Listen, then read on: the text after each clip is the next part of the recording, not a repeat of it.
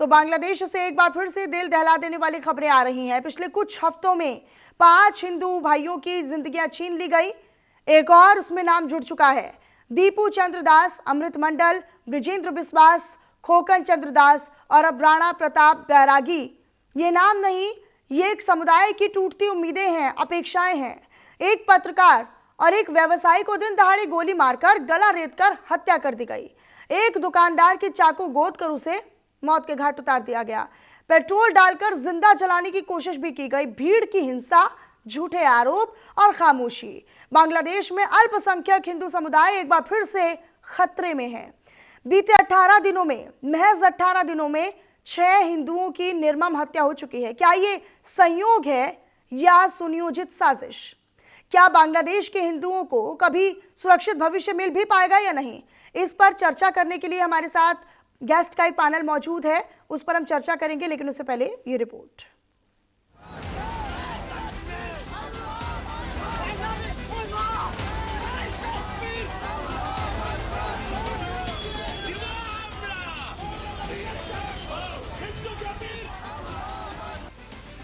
पिछले सिर्फ 18 दिनों में 5 मासूम जिंदगियां छीन ली गई।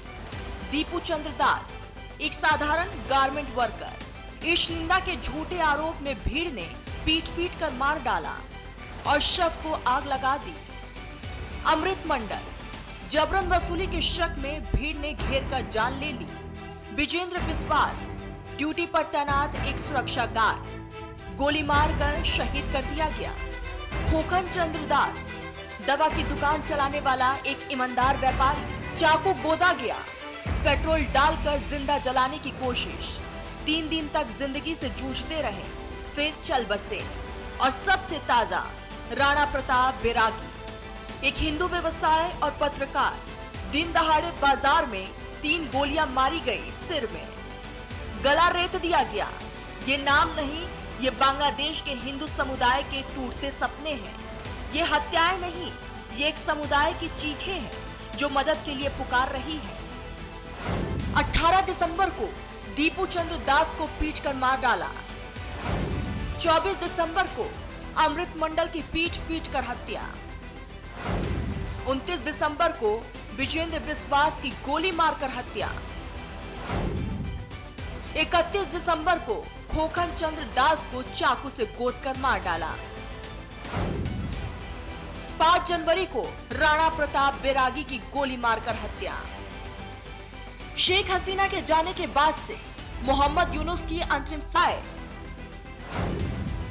बीएनपी, जमाते इस्लाम के राजनीतिक चाल। बांग्लादेश में हिंदुओं को न्याय की उम्मीद बाकी। एक मां अपने बेटे का इंतजार कर रही है जो कभी लौट कर नहीं आएगा। एक पत्नी विधवा हो गई, बच्चे अनाथ हो गए। एक समुदाय पूछ रहा है कि हमारा कसूर क्या है, हमारा धर्म या हमारी आस्था?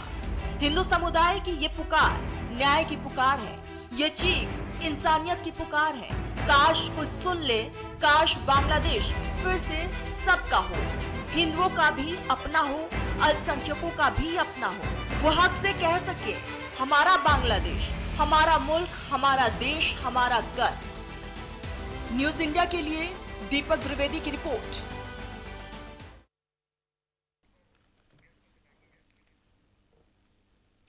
और इसी पर हम करेंगे चर्चा। हमारे साथ कुछ खास मेहमान जुड़ रहे हैं। आप सभी का तारुफ उन सब इन्हें देरी की करवा देती हूँ। हाजी नाजिम खान जी हमारे साथ जुड़ रहे हैं, प्रवक्ता है पीस पार्टी के। सर बहुत स्वागत करती हूँ मैं आपका।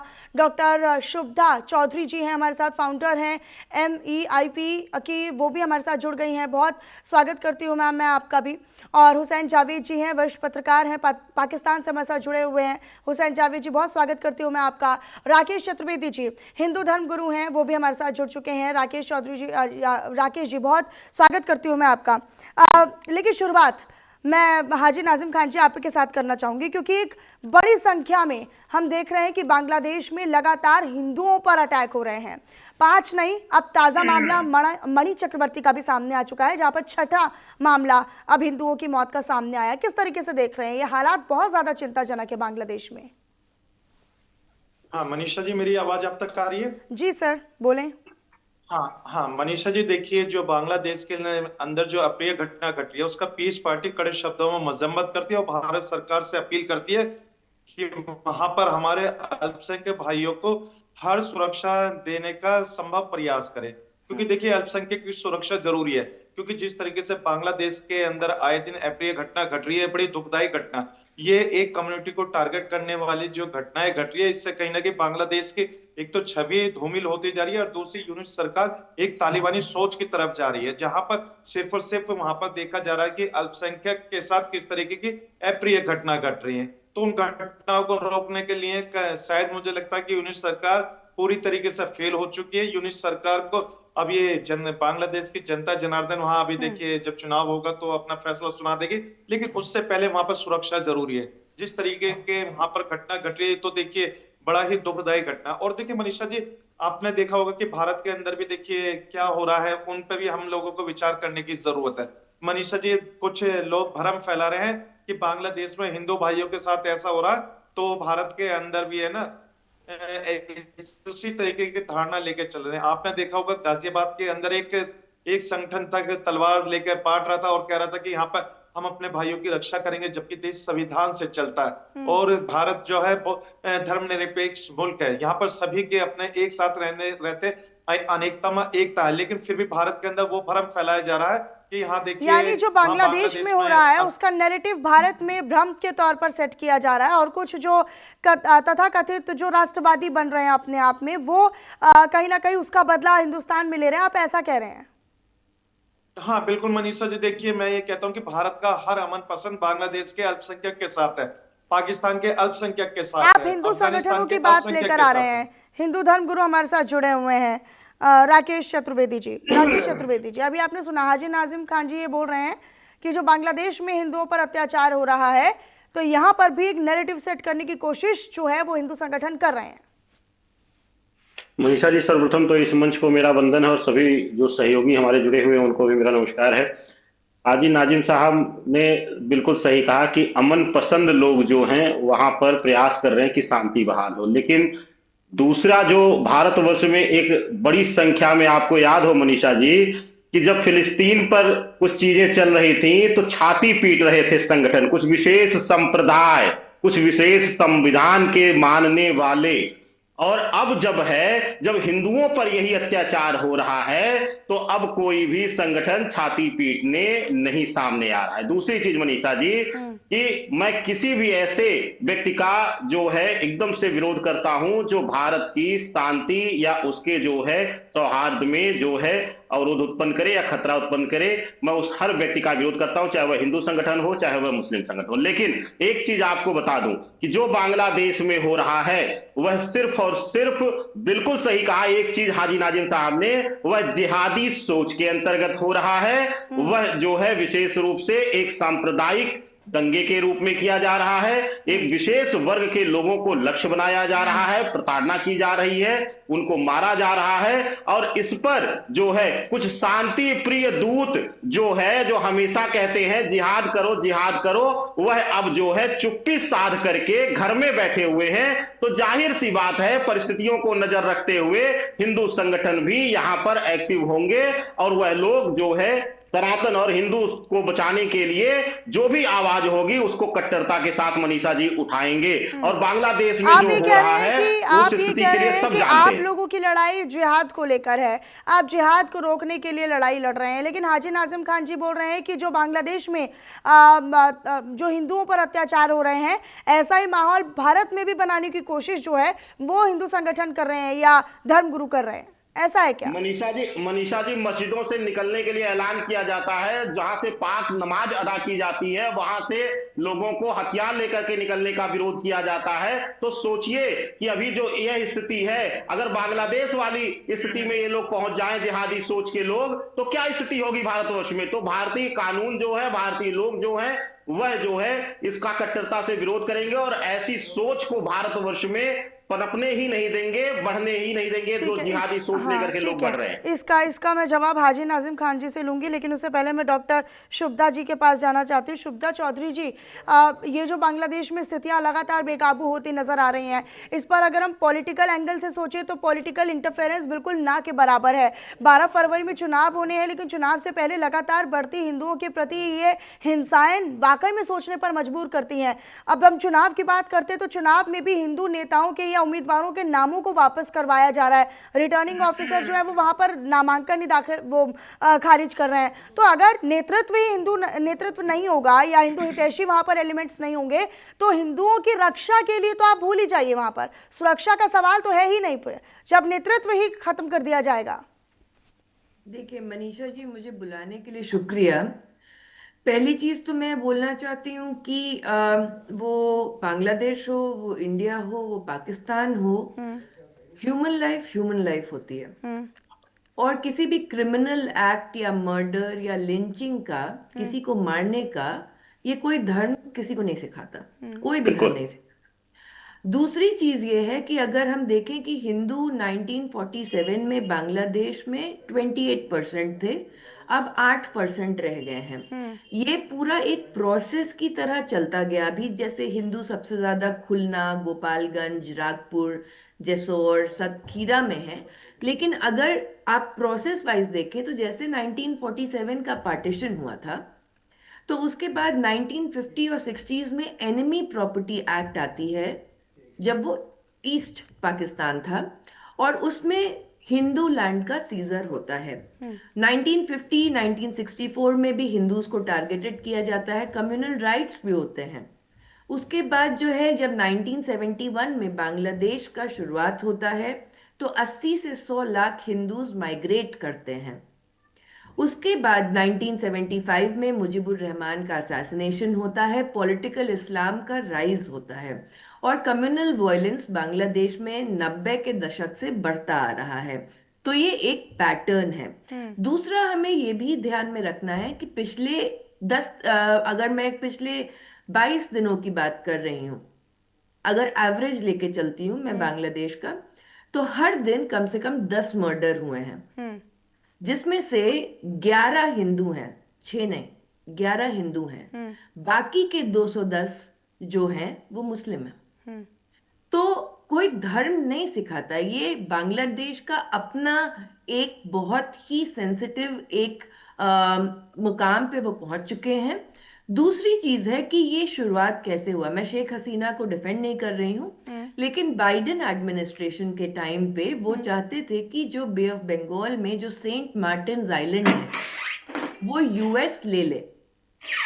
शेख हसीना ने मना कर दिया।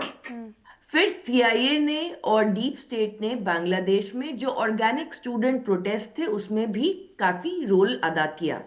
यूनुस गवर्नमेंट जो है वो क्लिंटन जो है यूएस के, वहां से काफी समर्थन पाती है।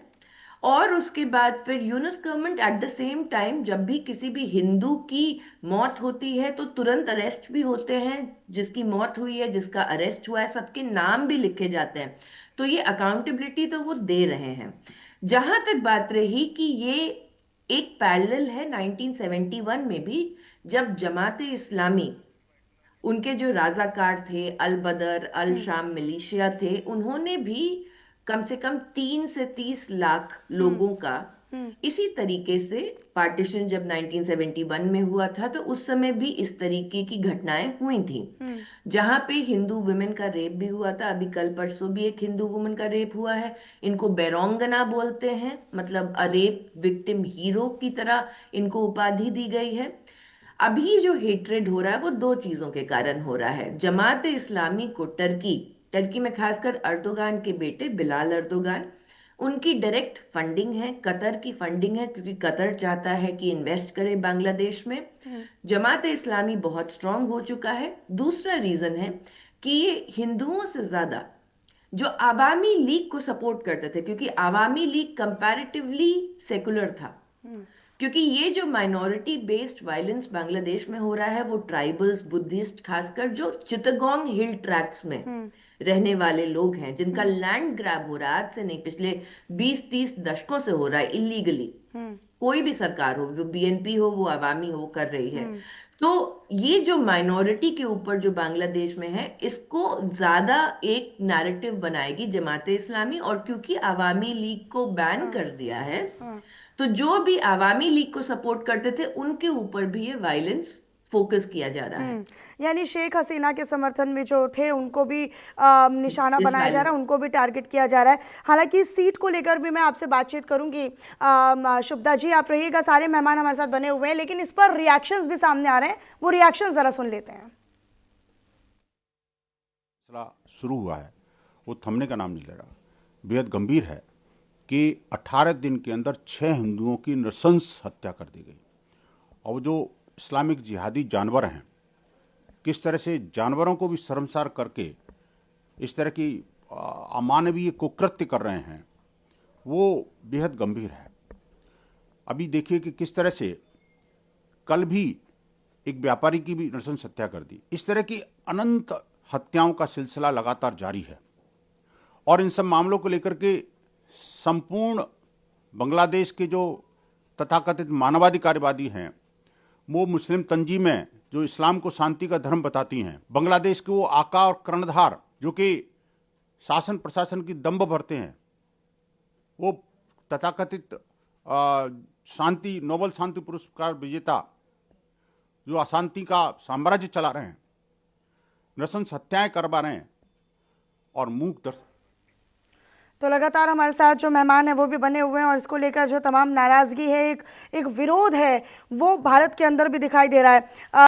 मैं हुसैन जावेद जी का रुख कर लेती हूँ। हुसैन जावेद जी, हम लगातार इस पर बातचीत भी कर रहे हैं, क्या कहेंगे? ये बांग्लादेश में हिंदुओं की सुरक्षा की गारंटी तो आप भूल ही जाइए।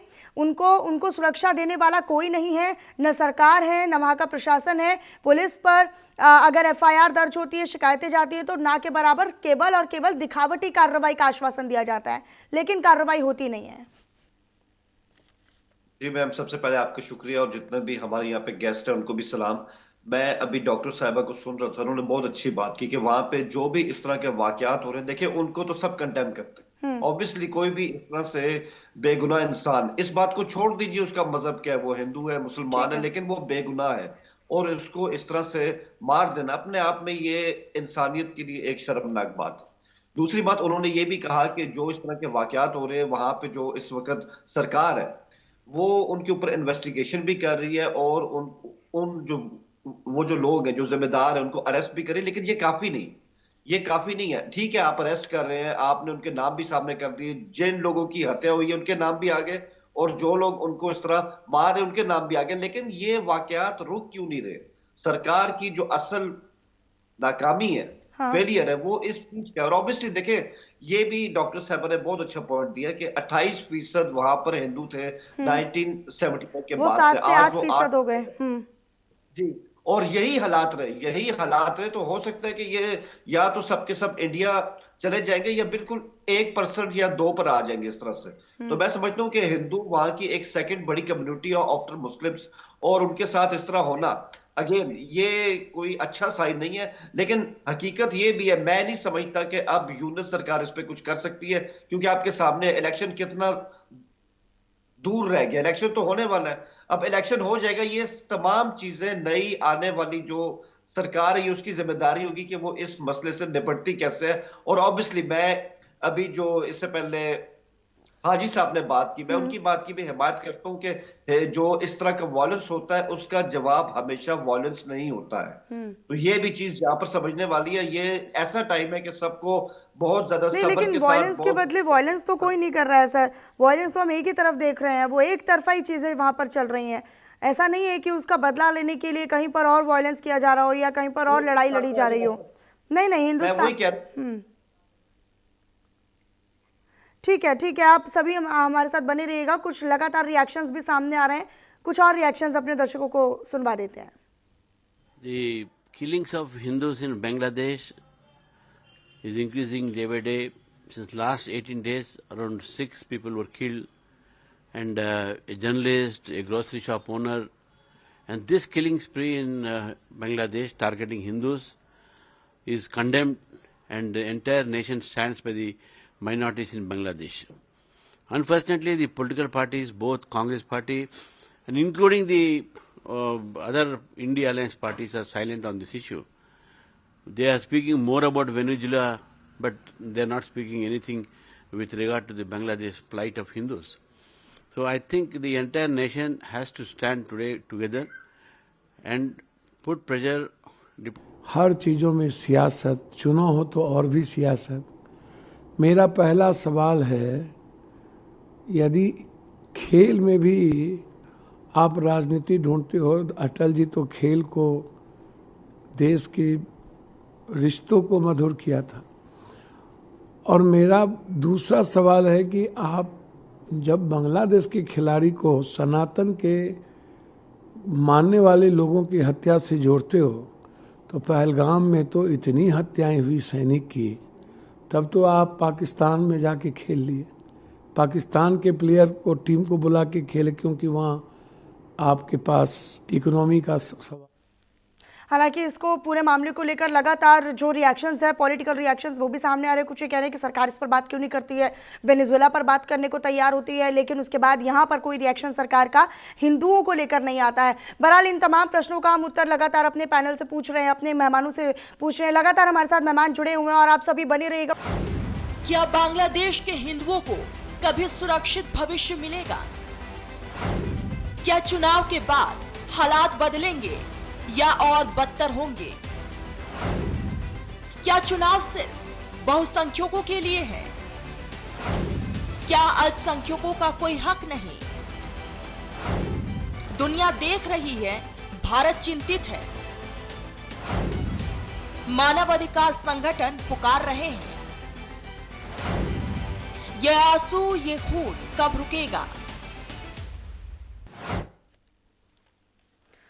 और चलिए ब्रेक के बाद एक बार फिर से आप सभी का स्वागत है। और लगातार हम बांग्लादेश में हो रहे हिंदुओं के नरसंहार पर बात कर रहे हैं, हिंदुओं की हत्याओं और उनके अत्याचारों की बात कर रहे हैं।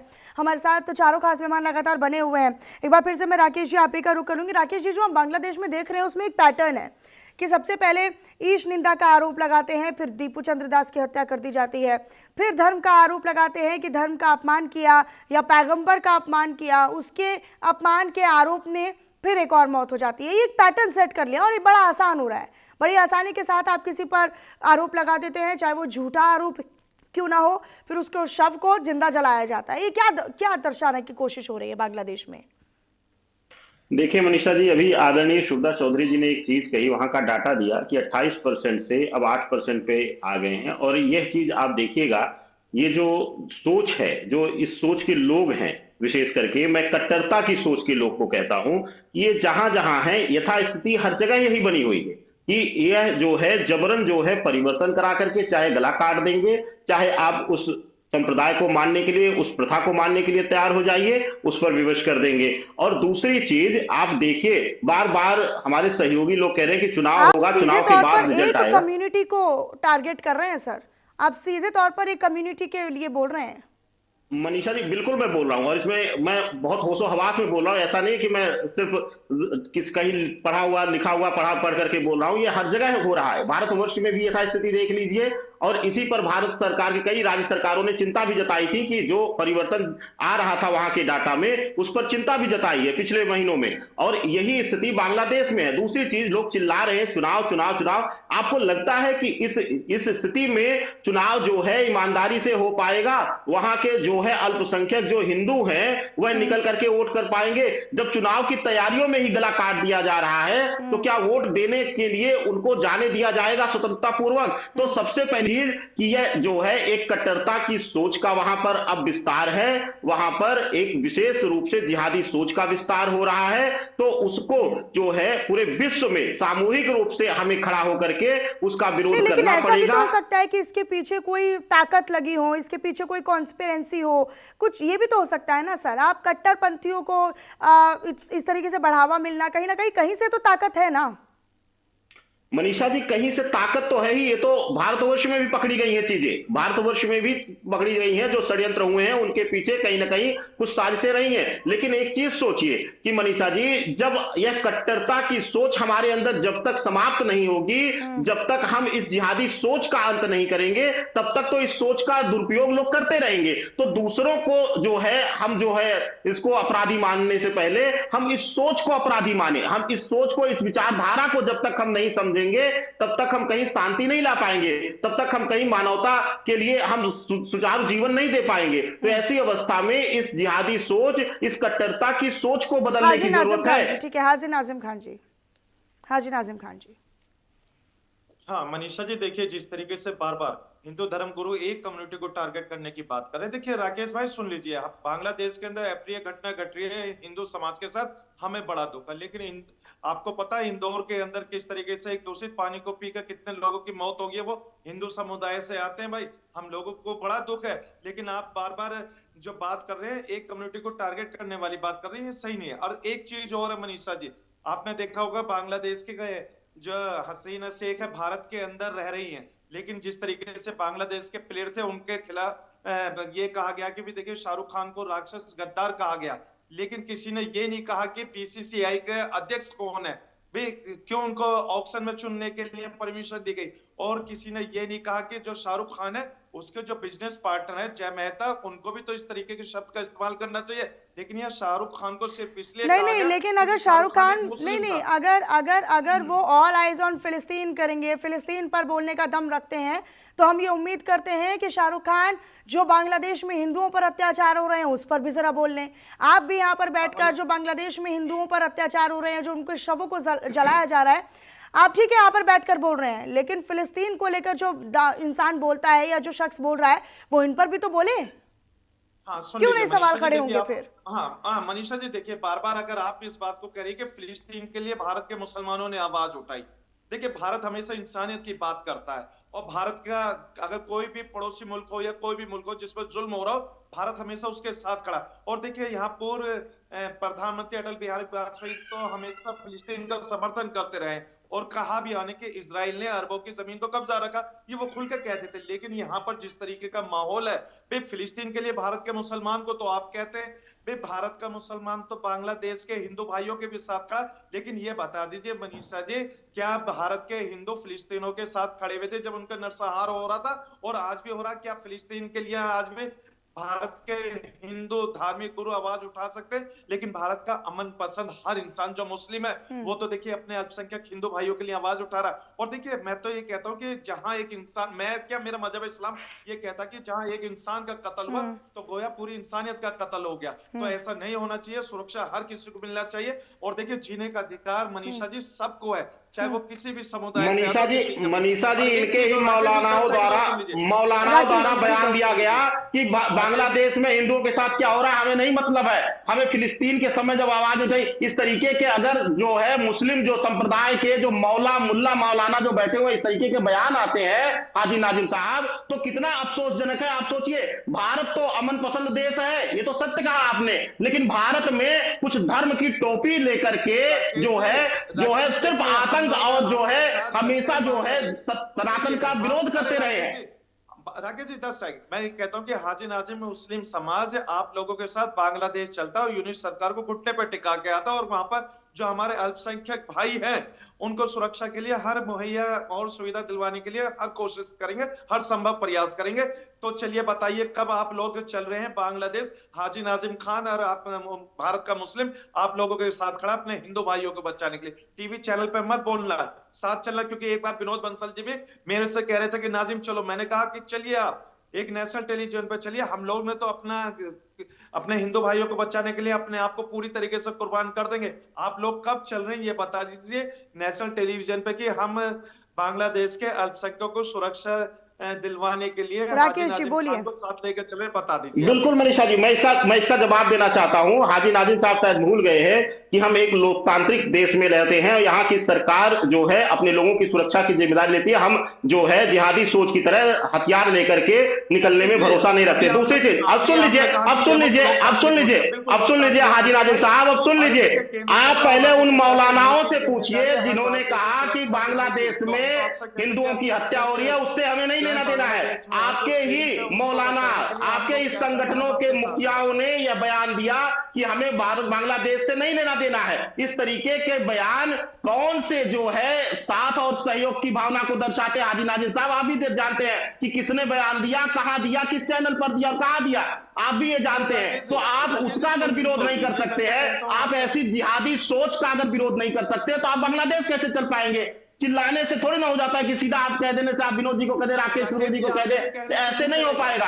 आपके मुल्ला मौलवी ये कहते हैं कि बांग्लादेश में जो हो रहा है उससे हमें मतलब ही नहीं है, उससे हमें मतलब ही नहीं है। तो क्या ये बयान है, क्या ये चीजें हैं? मिलजुल कर रहते हैं। सुन लीजिए, भारत में अनेकता में एकता है, सब मिलजुल कर रहते हैं। हम अगर मेरे हिंदू भाई को कहीं दर्द होगा तो हाजी नाजिम खान को बड़ा दुख होगा, वहीं पे अगर हाजी नाजिम को कोई परेशानी होगी तो राकेश जी आप लोगों को भी दुख होना चाहिए। लेकिन क्या होता है कि हम तो बांग्लादेश में हिंदू भाइयों की सुरक्षा की मांग करते हैं और कहते हैं कि बांग्लादेश से उनको वो ये सुरक्षा दे जिस तरीके से वहां पर बहुसंख्यक यानी मुस्लिम समाज को दी जा रही है। अब मैं थोड़ा सा भारत के उस पर रोशनी डालना चाहता हूँ। भाई ये बता दीजिए, यह भारत में अखलाक की लीचिंग हो जाती है, तबरेज अंसारी को चोरी के इल्जाम में मार दिया जाता है और कन्हैया लाल जैसों को मार दिया जाता है, मॉब लिंचिंग की जाती है। मध्य प्रदेश में जो है मीट की दुकान खोलने का सावन में विरोध किया जाता है, कुचल के मार दिया जाता है। ठीक है, कहाँ मुसलमान है? और ठीक है सर, ठीक है, कौन सी बात? जावेद हुसैन जी का रुक कर लेते, ठीक है सर, ये नहीं ठीक है। सबसे ज्यादा समृद्ध है और सर बांग्लादेश में जो हो रहा है उसमें हम हिंदू मुस्लिम करके इसको डिबेट को जाया नहीं कर सकते हैं सर। ये हिंदू मुस्लिम का मुद्दा नहीं है, सुरक्षित है हाजी नाजिम साहब, ये उससे बहुत परे वाली चीज है सर। नहीं, अच्छा सुनिए सर, सुनिए हुसैन जावेद जी, बांग्लादेश में जो हिंदू उम्मीदवार हैं जो अपना नामांकन दाखिल कर रहे हैं सीटों से, उनके नामांकन को खारिज किया जा रहा है। यानी ये समझा जाए कि बांग्लादेश में हिंदू चुनाव लड़ ही नहीं सकते, अब सिर्फ मुस्लिम चुनाव लड़ेंगे। सबको अधिकार है मनीषा जी, बांग्लादेश के अंदर हर तो वो अधिकार मिल नहीं रहा ना सर, वो अधिकार मिल नहीं रहे ना सर। सुन लीजिए मनीषा जी अभी बांग्लादेश में T20 के लिए एक हिंदू भाई को कप्तान बनाया गया। शायद मुझे लगता है कि इन सब को आपको बता देना चाहिए। बांग्लादेश के अंदर 20 जो अभी वर्ल्ड कप होगा उसके लिए एक हिंदू कैप्टन बनाया गया। बताइए, बांग्लादेश तो हिंदू भाइयों को आगे लेके चल रहा, लेकिन हाँ कुछ सर कितना, अरे सर आप ये कैप्टन की बात कर रहे हैं, नहीं आप दीपू चंद्र दास अमृत मंडल पर भी बोल दीजिए, आप मणि चक्रवर्ती पर भी बोल दीजिए, मणि चक्रवर्ती पर बोल दीजिए, दीपू चंद्र दास पर बोल दीजिए, अमृत मंडल पर बोल दीजिए ना कुछ सर। आप कैप्टन पर तो बड़ी जल्दी आकर डिफेंड कर रहे हैं कि हाँ बांग्लादेश में हिंदू भाइयों को साथ लेकर चल रहे हैं, ये तो कितना साथ जा रहे हैं वो दिख रहा है। हाँ मनीषा जी, मैं कहता हूँ कि जो दीपू दास के साथ अप्रिय घटना घटी उसका भारत के हर सर घटना नहीं है, वो घटना नहीं है, वो घटना नहीं है, वो हत्या है, हत्या, वो घटना नहीं है। घटना कोई दुर्घटना नहीं हुई है, कोई सड़क हादसा नहीं हो गया है, वो पूरी वारदात है, सोची समझी साजिश। मनीषा जी 10 सेकंड और दीजिए। मनीषा जी, मैं कहता हूं कि भारत को अब है ना अमेरिका की तरह स्टैंड लेना चाहिए। जिस तरीके से वेनेजुएला पे अमेरिका ने अटैक करा और वहां के राष्ट्रपति को बंदी बनाकर लेकर आए, तो मुझे भी लगता है कि भारत सरकार को भी अब बांग्लादेश पर अटैक करके जो यूनिस है उसको भारत लाया जाए और उस पर केस चलाया जाए और मानवता के आधार पर उसको सजा दी जाए। मैं तो यही कहता हूँ कि भाई जब अमेरिका मादुरो को ला सकते तो भाई हमारा भारत तो बहुत बड़ा है, क्यों नहीं ला सकते? बिल्कुल ला सकते हैं। और वहां जो अल्पसंख्यक हिंदू भाइयों के साथ अप्रिय घटना घट गया, पीस पार्टी के अपने हिंदू भाइयों के साथ सहानुभूति है। अब वो इसी तरीके से सहानुभूति है कि अल्पसंख्यक भाइयों को सुरक्षा प्रदान करने में केंद्र सरकार पूरे अपनी अहम भूमिका निभाए और पीस पार्टी इस अप्रिय घटना के जो घटी अल्पसंख्यक के साथ पीस पार्टी। सर आप इसे साजिश क्यों नहीं बोल पा रहे हैं? आप इसे अप्रिय घटना क्यों बार बार बोल रहे हैं? ये बांग्लादेश में जो हो रहा है उसे साजिश क्यों नहीं बोल पा रहे? आप बोलिए ना, साजिश है, षड्यंत्र है, राजनीतिक टकराव है, सियासी साजिश है, बोलिए ना सरकार, बोलिए यूनुस सरकार की साजिश है। मनीषा जी मैं तो कहता हूं कि मेरे भारत सरकार को अब स्टैंड ले लेना चाहिए। आप स्टैंड लीजिए ना, आप बोलिए साजिश है, आप सरकार का काम सरकार पर छोड़ दीजिए, आप बोलिए कि वहां पर साजिश हो रही है हिंदुओं के खिलाफ, बोलिए ना। हाँ मनीषा जी देखिए, एक मिनट अभी मनीषा जी फिलिस्तीन का मुद्दा होता तभी ये 100 बार छाती पीट चुके होते और 100 बार बोल चुके होते कि विशेष संप्रदाय द्वारा वहां पर अत्याचार किया जाए, लेकिन आप कितना भी कहलवा लीजिए ये उसको अप्रिय घटना का ही रखते रहेंगे। दूसरी चीज हाजी शुभदा नाजिम साहब चौधरी जी, आपको शुभदा बता दूं, चौधरी जी, शुभदा चौधरी जी, आ रही हूँ हुसैन जी, शुभदा चौधरी जी। देखिए मनीषा जी, इसमें जो षड्यंत्र जो चल रहा है, इसमें 3 संगठन इन्वॉल्व हैं बांग्लादेश में। एक है जमाते इस्लामी, दूसरा है हिफाजत मदरसा, और जमाते इस्लामी का स्टूडेंट विंग इस्लामी छात्र शिविर। जहां हादी की मौत हुई थी, तो हादी के बड़े भाई ने प्रेस कॉन्फ्रेंस में बोला था कि इसमें यूनुस गवर्नमेंट का हाथ है, क्योंकि वो इलेक्शन को डिरेल करना चाहते हैं, या टलवाना चाहते हैं। दूसरी बात, जब आप ब्लास्फेमी की बात करते हैं, तो ब्लास्फेमी जो है वो सिर्फ हिंदू मुस्लिम का नहीं है। जैसे अगर आप पाकिस्तान में बात करें तो CDF आसिम मुनीर ने ताहिर अशरफी जैसे बिजनेसमैन को ज्यादा उपाधि दी है, जो पाकिस्तान के जो इनोसेंट यूथ हैं उनको फंसा के ब्लास्फेमी के लॉज में उनकी परिवार से पैसा उगलवा सके। तो ब्लास्फेमी तो एक बिजनेस मॉडल की तरह हो चुका है, वो किसी भी कंट्री में हो। तीसरी चीज जो बहुत इंपॉर्टेंट है, ये जो हिंदू मुस्लिम का जो नैरेटिव है, जो नफरत की राजनीति है, इसमें फंस के अगर हम फंस जाएं तो इसका मतलब हम अमेरिका को जीतने दे रहे हैं, हम टर्की को जीतने दे रहे हैं। हाँ। जो नहीं, इस्लामी लेकिन बैंक शुभदा ऑफ चौधरी जी, बांग्लादेश है, ये हिंदू मुस्लिम की बात नहीं है सर मैम। बांग्लादेशी सेना में जब हिंदुओं की संख्या की बात करते हैं या उनके नेतृत्व की बात करते हैं तो बिल्कुल बिल्कुल ना के बराबर है। यानी बांग्लादेशी सेना में भी हिंदुओं की कोई भागीदारी नहीं है। चुनाव में जब 2 हिंदू उम्मीदवार उतरते हैं, सीटों पर नामांकन करते हैं, मैं नाम भी लिख कर लेकर आई हूँ, दुलाल बिस्वास हिंदू उम्मीदवार, गोविंद चंद्रा जो कि गोपालगंज 3 सीट से, जो शेख हसीना की संसदीय क्षेत्र की सीट आती है, 50% उससे वो 50%, 51%, 50% जो हिंदू वोटर्स है, यानी कि उनको नेतृत्व ही नहीं दिया जा रहा है। तो क्यों नहीं यहाँ पर फिर हम इसको लेकर बात करें? क्योंकि वो आवामी लीग से हटके फिर इंडिपेंडेंट बनना चाह रहे थे। आवामी लीग में देखिए, अब 21 जनवरी को शेख हसीना और 258 अदर पीपल के खिलाफ सेडिशन के चार्जेस के ऊपर कोर्ट केस होगा। हाँ, एक और बात ma'am, sorry to interrupt. Govind Chandra जो कि वहां पर निर्दलीय उम्मीदवार लड़ने की कोशिश कर रहे थे, उन्होंने इंडिपेंडेंट चुनाव लड़ने की कोशिश की। वहां पर एक रूल है कि आप 1% वोटर्स का जो साइन है वो लेकर आइए और फिर आप चुनाव लड़ सकते हैं। 1% हिंदू वोटर्स के साइन लेकर आए, लेकिन उसके बाद उन लोगों ने सामने से आकर बोला कि हमारे तो साइन लिए ही नहीं गए। मतलब ये दबाव भी बनाया गया और फिर मना कर दिया गया, डराने धमकाने का। क्योंकि बाकी जिनका सिग्नेचर होगा वोटर, जिसमें जिसने साइन किया है, उसके जीवन पे क्या फिर अटैक होगा, ये क्वेश्चन है। एक सेंसरशिप होता है, और दूसरी चीज, एक बहुत फेमस इंडियन सिख प्रोफेसर हैं शीना अयंगर, वो देख नहीं सकती, वो कोलंबिया यूनिवर्सिटी में पढ़ाती है। उन्होंने एक बहुत अच्छी किताब लिखी जिसका नाम है द आर्ट ऑफ चूजिंग, सबको पढ़नी चाहिए। उसमें ये लिखा था कि जिस समाज में जितना ज्यादा आर्थिक समस्या है, जितना ज्यादा आर्थिक समस्या, उस समाज में धर्म को उतना ही उठाया जाएगा, और आम इंसान को धर्म की राजनीति में डाल के उसको बहलाया फुसला के यानी वहां पर जो लगातार आर्थिक चोट है, जो आर्थिक आर्थिक है, इकोनॉमिक है, और इकोनॉमिक डैमेज जो बांग्लादेश में है, ये वही टकराव है क्या मैम? लेकिन इसमें केवल एक कम्युनिटी को निशाना बनाने का क्या मतलब है?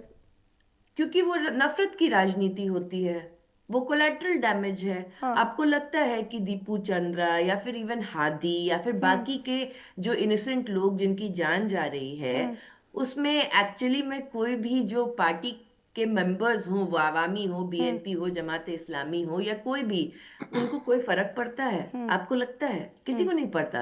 आम इंसान होता है, उसका जो पूरी अस्तित्व है उसको हेट्रेड पॉलिटिक्स के लिए यूज किया जाता है। हुसैन जावेद जी, चुनाव 12 फरवरी को होने हैं, लेकिन इसमें अगर हिंदू उम्मीदवार उतरेंगे नहीं तो हिंदुओं की संख्या को नेतृत्व नहीं मिलेगा। यानी सियासत में हिंदुओं के नेतृत्व को बिल्कुल शून्य आप मान लीजिए। बांग्लादेशी सेना में वैसे भी उच्च अधिकारियों के स्तर पर या उच्च स्तर पर हिंदुओं की कोई भूमिका नहीं है, कोई नेतृत्व नहीं है। यानी हिंदुओं के नेतृत्व को पूरी तरीके से खत्म करने की कोशिश जो या साजिश जो है वो बांग्लादेश में चल रही है। निश्चित तौर पर अगर हिंदू हितैषी कोई एलिमेंट वहां पर नहीं रहेंगे तो ये कत्लेआम तो और बढ़ेगा, रुकने का नाम तो नहीं लिया जाएगा इसको। ये बहुत बहुत ही इम्पोर्टेंट सवाल है जो आपने उठाया, बिल्कुल ऐसा ही है। और अभी जैसे डॉक्टर साहब ने खुद कहा कि 8% हिंदू आबादी है, तो आप खुद देख लो उसमें कितने उम्मीदवार होंगे, वो भी बहुत ही कम होंगे। और जो बहुत कम होंगे उनको भी कितना मौका मिलेगा, मतलब इस तरह से अपनी सियासी पार्टिसिपेशन का, तो ये देखना बहुत अहम है। और मैं समझता हूँ कि अभी हम यहाँ पे ये बात भी हुई है कि वहां पर एक स्टूडेंट पार्टी, एक जमात इस्लामी है, और अभी तक के जो आंकड़े हमारे सामने आ रहे हैं ना, आने वाला इलेक्शन जो अगले महीने होगा, इनको वहां पर इस तरह की लीड मिलने की संभावना भी है, उम्मीद भी है। तो आई थिंक इनको इस तरह सोचना होगा कि जो हमारी हिंदू आबादी है उसको आपको प्रोटेक्शन देना होगा। वो भी उतने ही बांग्लादेशी है जितना कोई आम मुस्लिम है, वो भी उसी तरह जैसे का पाकिस्तान में प्रोटेक्शन मिल रहा है हुसैन जावेद जी, जैसे पाकिस्तान में प्रोटेक्शन मिलता है वैसे ही प्रोटेक्शन की बात कर रहे हैं। आज इस पूरे फसाने में ना पाकिस्तान का जिक्र नहीं था, लेकिन आखिर में आपने पाकिस्तान का जिक्र कर ही दिया। सर आप पाकिस्तान से पत्रकार आप जुड़े हैं, आप तो हमेशा हमारी डिबेट में ऐसे जुड़ते भी हैं, तो आपसे सवाल भी ना किया जाए। अब जैसे नेतृत्व पाकिस्तान में हिंदुओं को मिलता है, जैसा प्रोटेक्शन, जैसी सुरक्षा हिंदुओं को पाकिस्तान में दी जा रही है, और जैसे वहाँ पर सरकार का बोलबाला है, आसिम मुनीर तो वहाँ पर महज एक आर्मी चीफ है ना, उनकी तो कुछ नहीं चल रही है वहाँ पर तो लोकतंत्र का राज है, वहाँ पर तो सुप्रीम कोर्ट भी है, वहाँ पर तो जज भी है, वहाँ पर तो न्यायपालिका भी दुरुस्त है, वहाँ पर तो पत्रकारों को भी बोलने की आज़ादी है। अब मेरे इल्म में भी है कि टाइम बहुत कम है आपके पास, तो मैं एक लाइन में इस बात का जवाब दूंगा कि ना, इंडिया, पाकिस्तान, बांग्लादेश, यही हमारा एक असल साउथ एशिया तो यही है।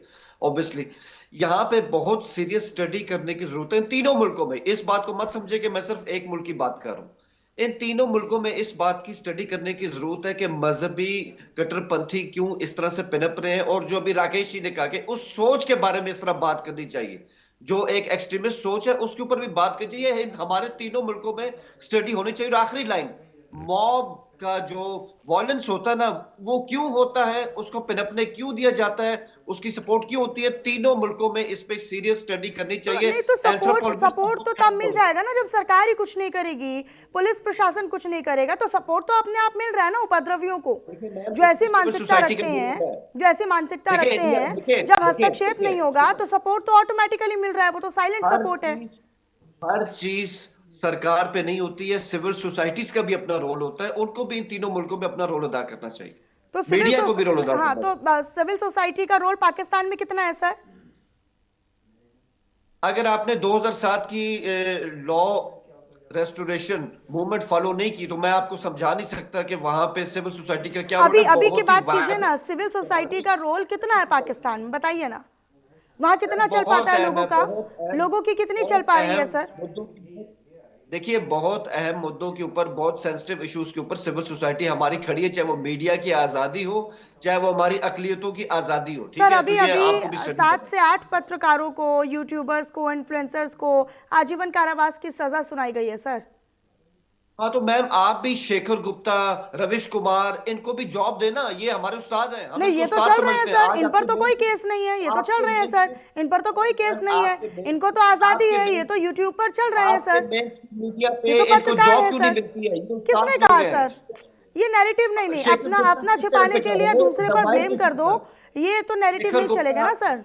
किसी चैनल पे शो नहीं कर रहे, माइंड यू, आप अपना घर भी देखिए ना, तो इसको ऐसे मत करिए कि हर ठेकना आपने पाकिस्तान पे फोड़ना है। इसको ऐसे हमने बड़ी अच्छी डिबेट की, मैं अगेन वही बात करूं कि स्टडी की जरूरत है और सेंसिबल अप्रोच की जरूरत है। ठीक है, एक लास्ट रिएक्शन में राकेश जी से लेना चाहती हूँ। राकेश जी, हिंदुओं के कत्लेआम को लेकर अब रिएक्शन सामने आ रहे हैं, तो रिएक्शंस ये भी है, पॉलिटिकल रिएक्शंस, कि सरकार को इस पर बात करनी चाहिए। सरकार इस पर बात क्यों नहीं करती, इस पर चुप क्यों है? मनीषा जी, मुझे लगता है जो अंतर्राष्ट्रीय मुद्दे हैं उस पर हो सकता है सरकार देखे। सरकार की सारी चीजें जरूरी नहीं कि हमें पता हो अंदरूनी, कुछ ना कुछ जरूर उस पर सरकार अपने जो है प्रस्ताव रखी होगी, चर्चाएं भी चल रही होंगी, और जो है विशेष रूप से वह सरकार की कार्य क्षेत्र के अंदर का बात है, उसको हम हस्तक्षेप नहीं कर सकते। लेकिन यह जरूर कह सकते हैं, एक चीज आपको बता दें मनीषा जी, चाहे हुसैन जावेद हो, चाहे अभी बीच में मध्य में ही इस चर्चा को छोड़ करके, इतने सीरियस इशू को छोड़ करके भाग जाने वाले हमारे मुस्लिम साहब जो हैं, देखिए, दो तीन चीजें हैं। मैंने आपको कहा अभी अंत में जो है वही चीज हमारी जो है शुभदा चौधरी जी ने भी कहा कि वह कट्टर सोच, और हुसैन जावेद जी भी आए उसी सोच पर कि वह सोच बदलने की जरूरत है, लेकिन उस सोच की जड़ कहां कहां से आ रही है उस पर जब आपने चर्चा कर दिया तो हुसैन भाई भी जो है उससे जो है अपना मीत छिपाने लगे। दूसरी चीज, यह जो जिहादी सोच है हुसैन भाई, यह जिहादी जो सोच है इसको बदलने की जरूरत है। और यह जो है कुछ सरकारें जो हैं इनको अपने विकास से ज्यादा दूसरे राष्ट्रों में दूसरे संप्रदायों को परेशान करने के लिए, उनको प्रताड़ित करने के लिए जो अपना बल, धन और समय बर्बाद करें, उसकी जगह अच्छा, अगर एक वहां लास्ट की कौम के रिएक्शन में लिए शुभदा वह जी से करे तो लेना ज्यादा चाहती हूँ। अच्छा। डॉक्टर शुभदा चौधरी जी, एक लास्ट रिएक्शन। बांग्लादेश आर्मी जो है वो जवानों का धार्मिक डाटा भी छिपाती है, ये क्यों छिपाती है? और अगर हम धर्म के आधार पर बात ना करें तो फिर क्यों ना करें? देखिए, बांग्लादेशी आर्मी और यूनुस गवर्नमेंट की आपस में पड़ती नहीं है, और धर्म के नाम पे वो किस लिए क्या सिक्योरिटी प्रोटोकॉल के लिए कर रही है। कंपैरेटिवली ज़्यादा स्टेबल है बांग्लादेशी आर्मी। इंडियन आर्मी के साथ उनके अच्छे ताल्लुकात हैं। दूसरी चीज़ है, मैं बोलना चाहूँगी कि इजिप्ट में जो हुआ था कि इजिप्ट में अपराइजिंग होती है 2011 में, उसके बाद मुस्लिम ब्रदरहुड के मोर्सी आते हैं और फिर आर्मी उनको 2013 में कू से हटा देती है। ऐसा ही कुछ शायद मुझे लगता है कि यूनुस गवर्नमेंट के साथ होने वाला, इलेक्शन हो या ना हो। तीसरी चीज़ है, मैं फिलिस्तीन गई हूँ। जो हमारे को पैनलिस्ट ने बोला कि मुस्लिम जो ऑर्गेनाइजेशंस हैं वो फिलिस्तीन के नाम पे छाती पीटती हैं, तो ये पॉलिटिक्स है, ये जियो पॉलिटिक्स ऑफ इमोशन है। पैलेस्टीनियंस जो होते हैं वो जूस भी होते हैं, क्रिश्चियंस भी होते हैं, मुस्लिम्स भी होते हैं। Islamic hijack of Palestinian cause ये किसी को गवारा नहीं है, ना ही गाजा में, ना ही वेस्ट बैंक में। मैं हमास का समर्थन नहीं करती क्योंकि हमास ने पैलेस्टीनियंस को भी बहुत मारा है। तो जहां तक बात रही कि क्या क्या होने वाला है, मेरा डर है कि जो इजिप्ट में हुआ था 2013 में, क्योंकि मैं इजिप्ट भी गई हूँ, मैं पैलेस्टीन भी गई हूँ और मैं दोनों मुल्कों की राजनीति समझती हूँ, मुझे उसी का पैटर्न देखने को अभी बांग्लादेश में मिल रहा है।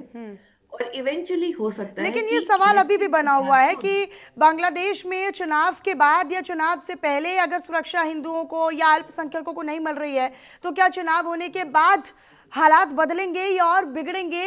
यही अभी सवाल बना हुआ है, जस के तस बने हो। बहुत शुक्रिया आप तीनों खास मेहमानों का हमारे साथ जुड़ने के लिए और अपने अपने विचार इस पर साझा करने के लिए। और फिलहाल मेरे साथ इस चर्चा में इतना ही। बाकी तमाम खबरों के लिए आप रहिएगा न्यूज़ इंडिया के साथ। नमस्कार।